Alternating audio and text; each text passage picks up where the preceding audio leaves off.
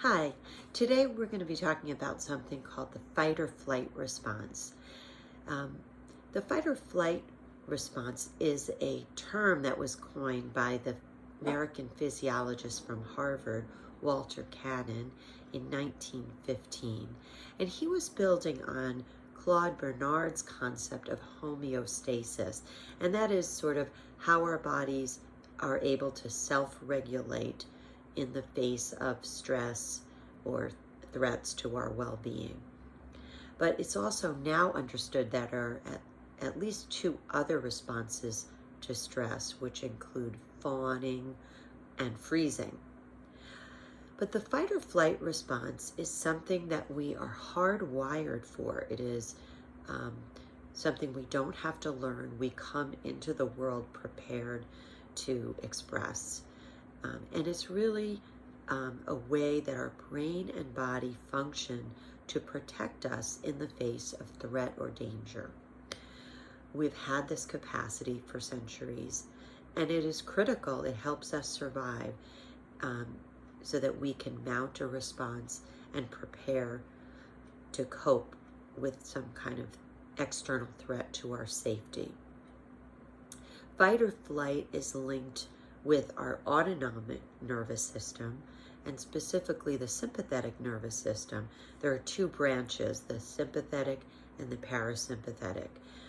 The sympathetic nervous system, or SNS, is linked with getting ourselves prepared physiologically and mentally to deal with a crisis, a threat, or danger.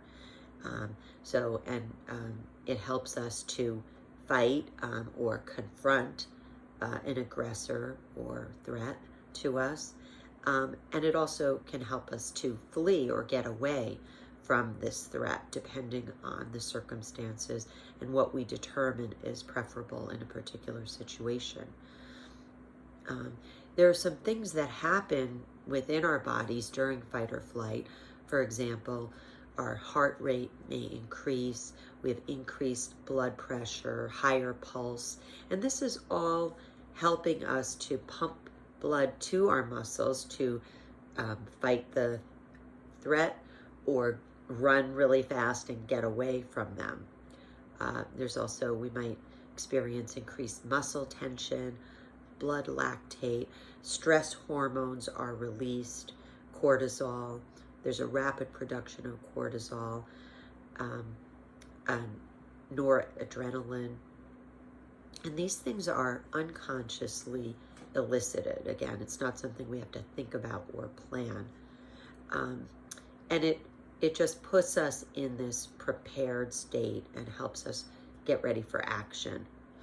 And it's usually triggered by an external stimulus, although it can be prompted by something internal within us, a psychological state.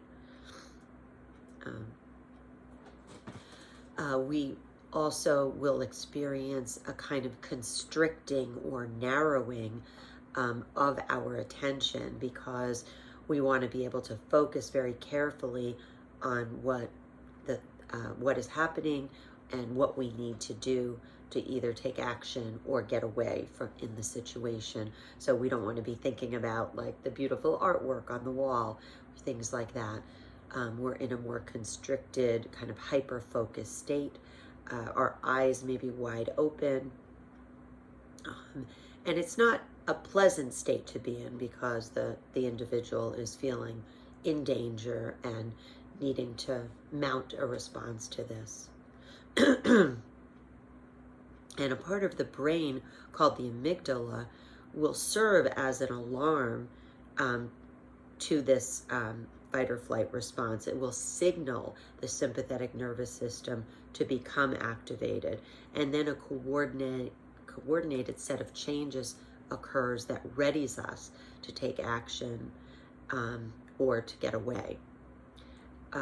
Other systems that are inhibited at this time in order to focus maximally on handling the crisis or emergency. So again, it's a necessary response that we all have, and it can keep us safe and out of danger. The parallel system is to the sympathetic nervous system or fight or flight response is the parasympathetic nervous system, sometimes called rest and digest. And it's associated with functions that are more restorative and help us regulate after a physiological or emotional challenge. The parasympathetic nervous system is operative when we're sleeping or eating, helps us to digest our food, and it's a critical part of our healthy overall functioning. So, as I said, the fight or flight is a very important critical response that we have within our repertoire and has helped us survive for thousands of years. But a problem can occur, and that is when the stress response system is chronically activated, and maybe even in situations where there isn't an objective threat. Well, why would this happen? This may happen, if someone has been exposed to chronic stress, maybe environmental disasters, or they've lived through a fire or earthquake or some other kind of natural disasters.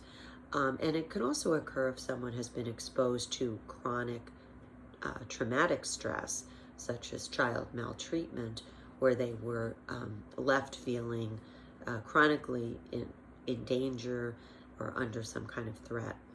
And in those situations, people can develop a kind of hyper alert or hyper vigilant response system where they are, where it takes just a hair trigger to kind of set off their fight or flight or their acute stress response. Now, this might be helpful when someone is perpetually in danger, just to be ready for any signs that they may be at risk.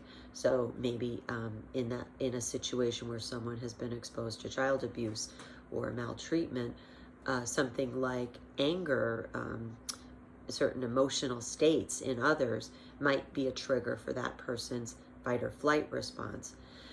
So while it might have been protective in childhood or in certain situations, having a chronically activated sympathetic nervous system is not very healthy in the long term.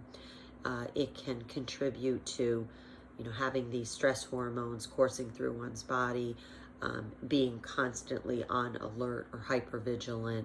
It can cause, chronically elevated blood pressure, hypertension, cardiac problems, heart disease, digestive problems, because as I was saying earlier, the parasympathetic nervous system is associated with resting and digesting, so eating, digesting food. So if that system is inhibited a lot of the time, we're not going to digest very well, and people can develop GI-related disorders and problems. So again, this fight or flight is necessary, important, critical, valuable, but it can be activated at times when it's not actually needed, or there is not an objective threat to the person. And it could be someone appraises a situation as dangerous, or something occurs that unconsciously activates the stress response system. It could be a smell, it could be a tone of voice, it could be being in a place, a physical place that is similar to where someone had a traumatic experience. So all these things can lead to kind of hyperactivation of the stress response system. Thank you for listening today, and I hope this was helpful in learning about the fight or flight response.